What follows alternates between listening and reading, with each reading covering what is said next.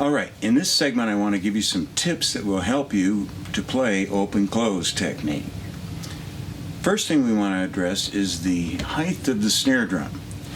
To tune this in for yourself, here's something very simple that you can do. Get your sticks and have the drum in front of you and have your drum throne set up. Just stand up behind the drums, bend your forearm up, and so it's parallel with the floor. And with the stick in our hand, we want the stick to be an extension of the forearm. So you've got this straight line coming from this. My hand is closed around the stick, and I'm holding the stick like this. When I sit down on the throne, I want to keep that straight line, but once I'm seated, I want to have the tips be about 3 to 4 inches off of the drum. That's just enough room to allow you access to open-close technique. This position is also great for playing rim shots as well and using the whip. When we practice a rim shot on a practice pad, basically I'm going to slap the pad with the whole stick like that. Sounds like that. That's a rim shot.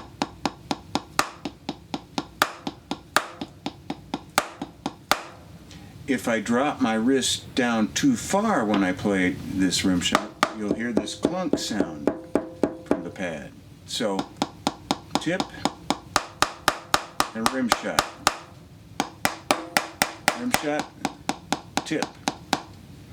This height also is perfect if you use the whipping stroke. This allows you to crack the whip at maximum energy transfer. All of the energy from the whip goes directly into the drum. So 3 to 4 inches off of the drum. Second piece. There's 2 shapes we have to look at when we're practicing open-close technique. And these can be best seen probably from using some mirrors.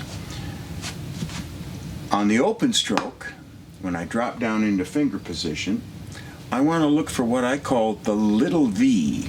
The little V is formed with the back of the hand and the drumstick. It's right there. It's the little V. It's showing that my hand has dropped down from being straight. It's down here. And the stick is kicked out. The little V. When I close my hand and bring it back up, I've got what I call the big V right there, using the forearm and the stick, with the hand being at the base of the V. Now granted, because the forearm is parallel to the ground, the V is on one side. I can tip it up a little bit and there's a V. It's a very open V, but it's just enough. The big V, the little V, the big V, the little V, the big V. Here's some with the left. The big V, the little V, the big V, the little V, the big V. What this does is it trains the wrist so it understands how to do this movement. If you saw part 3 of my drum technique fundamentals series, you'll see an actual segment on open close where I put dots on a dot on the wrist and a dot on the fulcrum, and you can see these oscillating, going opposite each other as the hand is cycling through open close technique. These 2 movements will help the wrist understand how to move in relation to the fulcrum. A lot of times I see guys trying to do open close technique from this position, which is great. They'll go down to the open close, but then they'll come back to this, just straight. So they're not taking advantage, they're not training the wrist from that big V movement to move down, because that's part of what makes it happen. It's not just this, but this. This wrist movement is also very similar if you ever have driven a motorcycle or seen somebody do a motorcycle. the throttle on the handlebars. It turns, and you move your wrist in this fashion to gun the motor. That's the throttle. So it's the same kind of movement. We do the open close with just the wrist stuff. We don't need to use any other muscles. So if you see yourself moving your forearms like this, and you're using the machinery in the wrong way, to help feel how to do this the right way, we can use a drum here, and I'm going to put my forearm, rest my forearm on the drum. So I'm going to immobilize the forearm, and I'm only going to use my hand to play the open close movements. So I have the close here, the big V, the little V, the big V, the little V.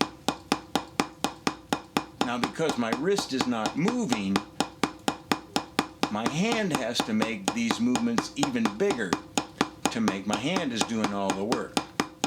But you can feel that you can play this without moving the forearm. It's not necessary.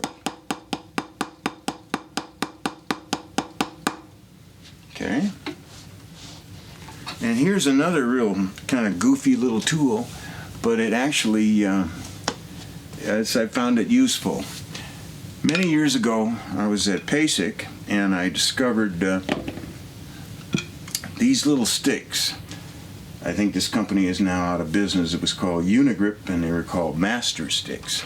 And they're kind of funny. It's basically a drumstick, and it's got two wooden balls on these probably 3-inch plastic arms, and there are bearings that they're mounted on. And it's kind of like, in a way, it's kind of like a kid's toy. But the key to making it work is you want to hold on to the stick tight in your hand and just use the muscles in your forearm to cycle the toy.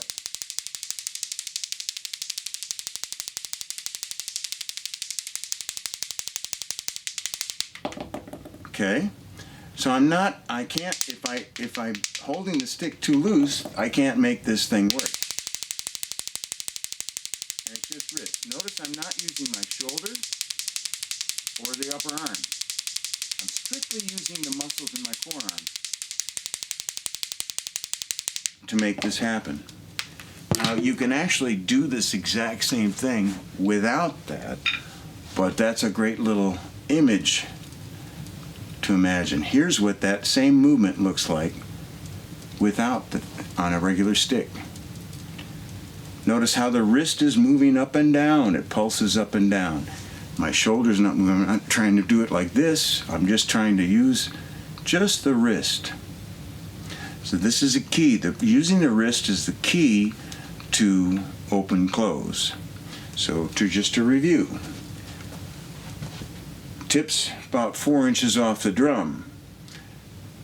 2 shapes to look for. The little V, the big V, the little V, the big V.